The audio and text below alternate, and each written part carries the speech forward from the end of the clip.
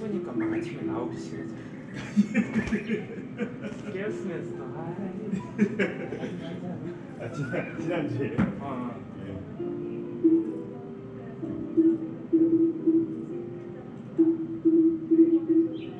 다른 코스는? 나 10번을 선택했어. 내리막. 내리막. 10번. 10번. 아래를 그다음 더 오른쪽이 뭐 프로모인가? 예.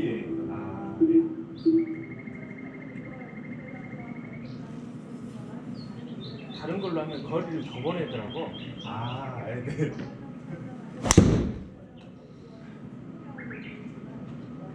근데 좀 좁네요. 좁은데 내리막이라 거리를 많이 보내고.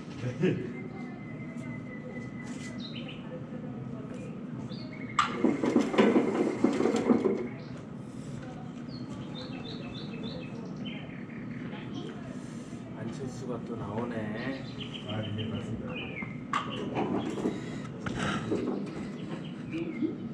뉴스공장 쓸까요? 뉴스공장 김어준 지금 휴가 중이던데요. 그러니까 계속 휴가 중이라 요즘 또 들으면 재미없던데. 네, 맞습니다. 그래도 여기 연합뉴스보다 나은 것 같아요. 지금. 돌아가면서 하긴 하던데.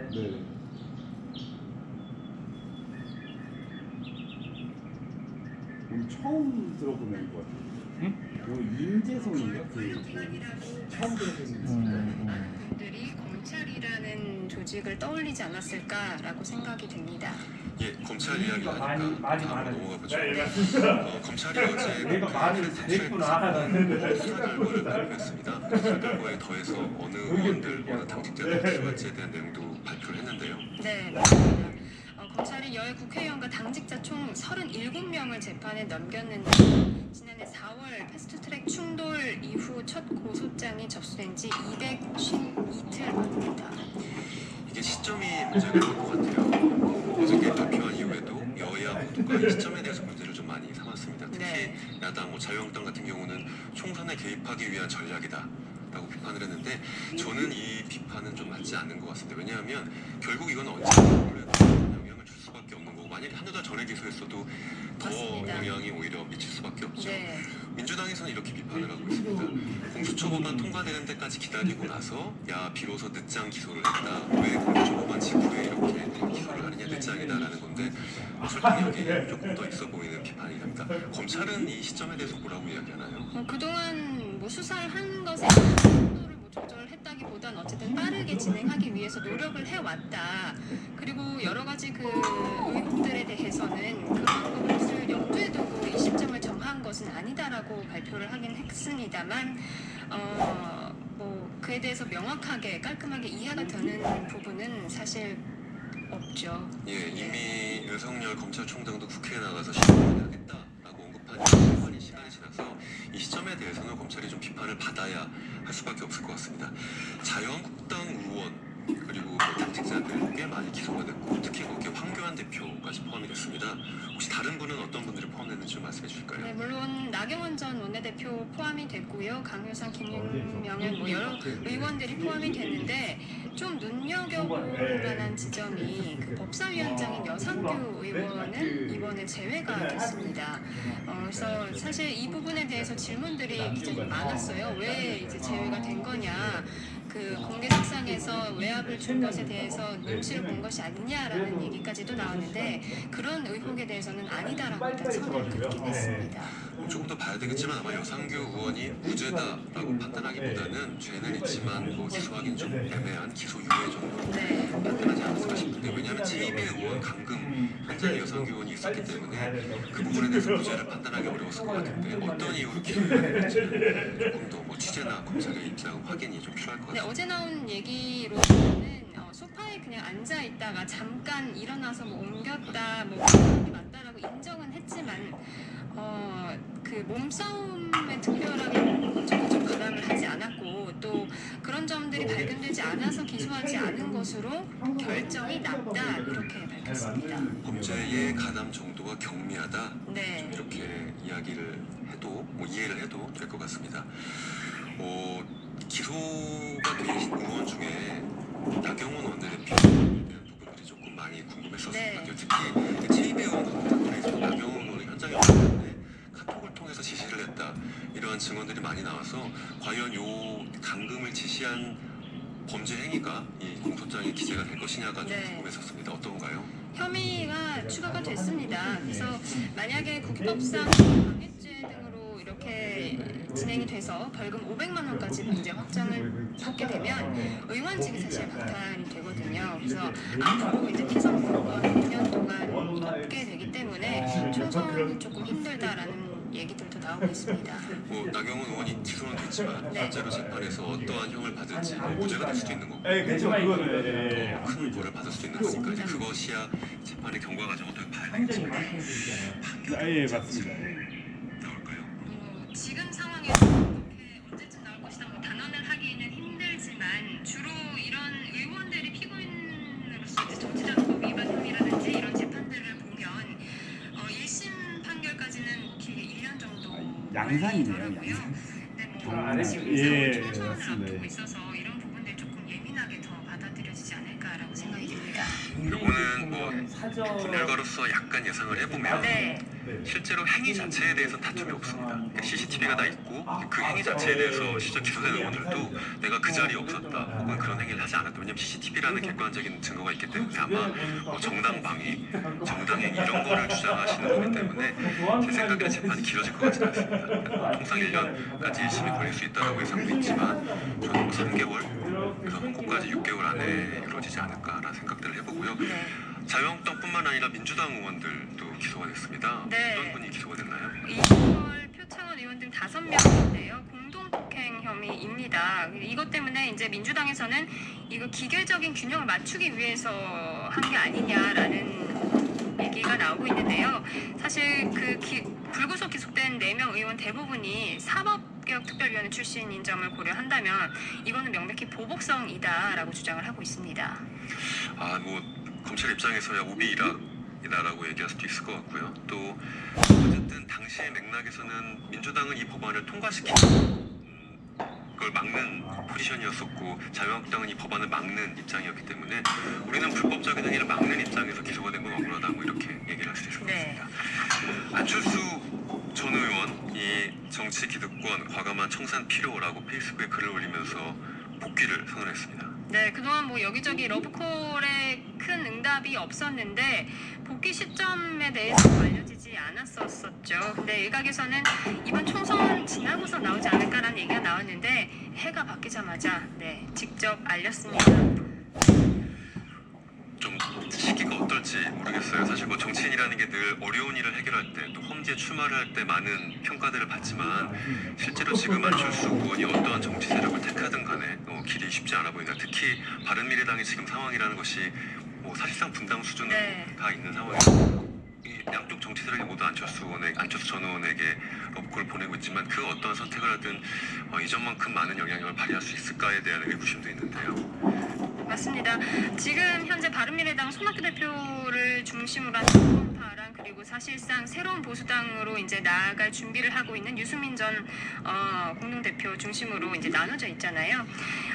어느 쪽으로 갈지에 대해서에 대한 질문들이 참 많았는데 손학규 대표, 안철수 대표 뭐 다 어쨌든 유승민 의원 모두 환영하는 입장이긴 하지만 손학규 대표는 또 안철수 의원이 다시 복귀를 한다고 하더라도 대표에서 내가 물러나는 일은 없을 것이다 이렇게도 밝히기도 했습니다.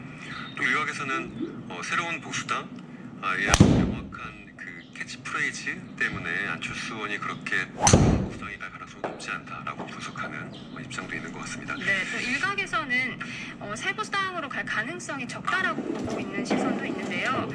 안철수 대표가 일단 본인 자산으로 이제 출연한 그 재단이 있거든요. 그 재단을 중심으로 또 활동할 거다라는 얘기들도 나오고 있습니다. 새로운 보수당은 언제 창당하나요? 앞으로 5일 중앙당 창당대회를 열고요. 공식적인 창당 절차를 마무리한다는 계획입니다. 그래서 바른미래당이 1년 11개월 만에 이렇게 공식적으로 갈라지게 되는 셈이죠. 지금 안철수 의원은 좀 어려운 시기 때 와서 자신이 시작했던 정치에 대한 나름의 결론, 총선이 어쨌든 하나의 정치 세력의 결론이라면 그런 것들을 좀 해야 될 때가 온 것 같긴 합니다. 네. 자유한국당, 위성정당, 비례자유한국당, 창당, 착수. 사실 이 얘기는 많이 나왔었는데 뭐 명칭에 대해서 비례한국당인지 비례한국당이 있기 때문에 다른 명칭을 할 건지에 대한 얘기가 있었습니다. 근데 공식적으로 밝혔죠. 네, 비례자유한국당이라고 합니다. 이렇게 등록을 했는데요. 어제 중앙선거관리위원 창단 준비 신고 서류를 제출을 하고 비례자유한국당이라고 당명을 정했습니다. 이 얘기는 네. 아마 그 2부에 좀 더 집중적으로 다뤄보려고 할 거고요. 이 얘기를 안 할 수가 없을 것 같습니다. 어저께 정광훈 목사에 대한 구속영장이 기각되었습니다. 사실 그 영장 발부 여부에 대해서 국민들이 많이 관심을 가졌고 포털 상위 검색어도 계속 올랐었는데 이 얘기 좀 해주시죠. 네, 그렇습니다. 지난해 광주 수도체 집회 폭력행위에 대한 전 목사 구속영장이 기각이 됐는데요. 사실 이번에 영장을 신청했던 집시법 위반 혐의에 대해서 외에도 정치자금법 위반이라든지 내란선동, 선거법 위반 혐의로도 지금 수사가 진행이 되고 있습니다. 그런데 영장이 기각되자마자 그 정광훈 목사가 한 말이 저는 좀 인상적이었는데요. 아직 인민공화국이 덜 됐다 이런 발언을 해가지고 아무래도 이 상황에 대해서 어느 정도로 인식을 하고 있나라는 생각을 하게 됐습니다. 그 정광훈 목사 관련돼서는 그 시사직격에서도 잠깐 다뤄본 적이 있습니다. 네, 관심 있게 봤습니다. 인민공화국이란 표현들이 이제 정광훈 목사를 따르시는 신도분들께서 지금의 대한민국을 평가하는 하나의 워딩이세요. 그래서 지금 대한민국이 공산화되어 있고 공산화된 것을 막아야 되고 그렇기 때문에 성전이라는 것들을 해야 된다라는 것이 사실 주된 논리셔서 정광훈 목사가 아직 인민공화국이 덜 됐다라는 건 지금 인민공화국이 됐다라고 내가 봤는데 그나마 내가 영장이 발부되지 않은 걸 보니까 인민공화국이 아직 안 됐다 이런 말씀이실 것 같고요. 네.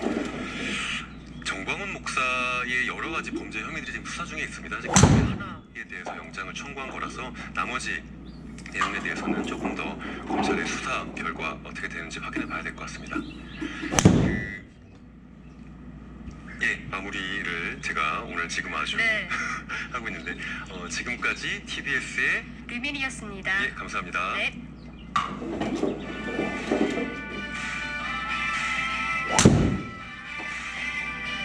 할 말 많습니다. 호기심도 많습니다. 욕심 더 많습니다. 뉴스공장만 들으세요.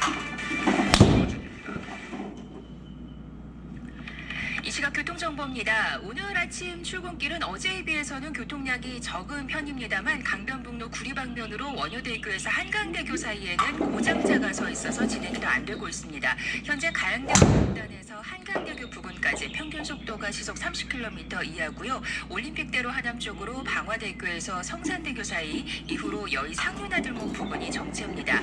가양대교는 북단에서 남단 쪽으로 밀리고 있고 청담대교가 현재 양방면 모두 다 정체되고 있는데 북당수로 청담대교 방면으로 수서에서 청담대교 쪽으로 정체입니다. 올림픽대로 김포 쪽으로는 잠실에서 성수대교 사이가 시속 30km 이하고요. 이후로 한남대교에서 동작대교 사이도 속도를 내지 못하고 있습니다. 내부순환로는 성산대교 방면으로 기름에서 성산 진출로까지 밀리고 있고 반대 성수대교 방면으로는 현재 소통이 잘 되고 있습니다. 이 시각 교통정보였습니다.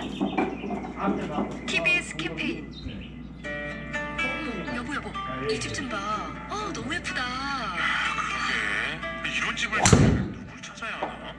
건축 상담, 설계부터 감매까지 다 해주면 좋겠는데 말이야. 안녕하십니까. 서울시 건축사회 회장 김준식입니다.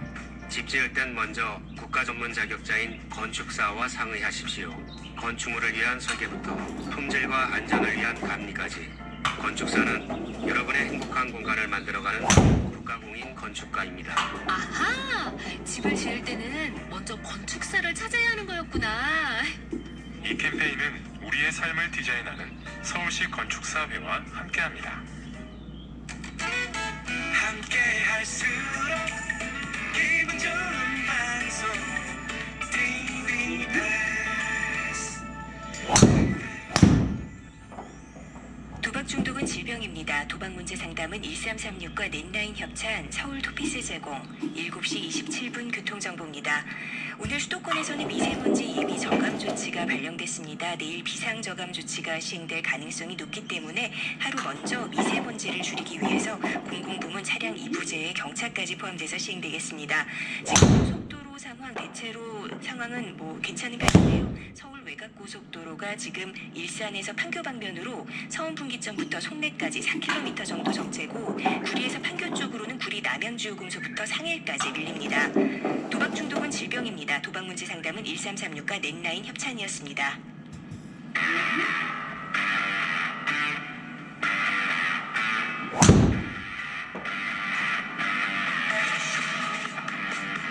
올 4월 15일 치러지는 21대 국회의원 선거에선 고3 학생이 사상 처음 투표를 합니다. 선거법이 국회를 통과하면서 선거 연령이 만 18세 이상으로 확대됐기 때문인데요. 하지만 선거법을 숙지하지 못한 학생들이 선거 사범에 몰릴 수도 있다는 우려도 나오고 있습니다. 서울시교육청은 이러한 학내 정치적 혼란을 염두에 두고 내년 총선에 맞춰 모의 선거 교육을 실시할 계획입니다. 이 모의 선거 교육의 실무를 담당하는 징검다리 교육공동체 강민정 상임이사와 전화를 연결해 자세한 이야기를 나눠보겠습니다. 이사님 나와 계시나요? 네, 안녕하세요. 예, 안녕하세요. 네. 먼저 징검다리 교육공동체가 실제로 지금 이 선거 연령 인하 운동에 함께 하셨지요? 네. 그러면은 어쨌든 원하는 결과를 받게 됐다는 것에 대해서 감사 말씀을 드립니다. 네, 감사합니다. 올해 고등학생 신분으로 투표권을 행사하게 될 유권자가 어느 정도나 되나요? 원래 이제 그 18세가 되면요, 실제로는 한 1, 2학생들은 졸업을 하고요, 부산이. 그리고 실제로는 3월생하고 4월 15일까지 학생들이 참여해요. 예, 예. 그래서 전체가 한 14세가 50만 정도 넘는데, 실제로 이제 교복을 입고 학생 신분으로 투표를 하는 학생들은 한 6만 명 정도 된다 그러더라고요. 6만 명 정도가 고등학생 네. 신분으로 투표권을 행사할 것이다라고 예상하고 계시는 거죠? 네. 징검다리 교육 공동체는 실제로 선거법이 개정되기 전에 이미 모의선거 제도를 처음 도입해서 2018년 지방선거 때 활용한 경험을 가지고 있는 걸로 알고 있습니다. 그때 어떠한 그렇죠. 경험을 하셨었나요? 이게 이제 그 학교에서 교육의 일환으로 사실은 이렇게 선거권하고 관계없이 누구나 다 학교를 졸업하면 그 전에도